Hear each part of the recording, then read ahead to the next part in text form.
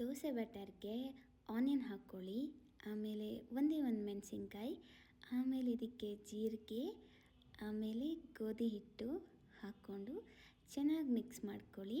ನಿಮಗೆ ಉಪ್ಪು ಬೇಕಿದ್ದರೆ ಉಪ್ಪು ಕೂಡ ಹಾಕ್ಕೋಬೋದು, ಸ್ವಲ್ಪನೇ ಸ್ವಲ್ಪ. ಈ ಥರ ಕನ್ಸಿಸ್ಟೆನ್ಸಿ ಬಂದಮೇಲೆ ಇದನ್ನು ನೀವು ಎಣ್ಣೆಗೆ ಒಂದೊಂದೇ ಸ್ಪೂನ್ ಥರ ಬಿಡಿ. ಇದು ಚಿಕ್ಕದಾಗಿ ಬಿಟ್ಟರೆ ಅದೇ ಉಬ್ಕೊಳ್ಳುತ್ತೆ, ತುಂಬ ದೊಡ್ಡದಾಗುತ್ತೆ.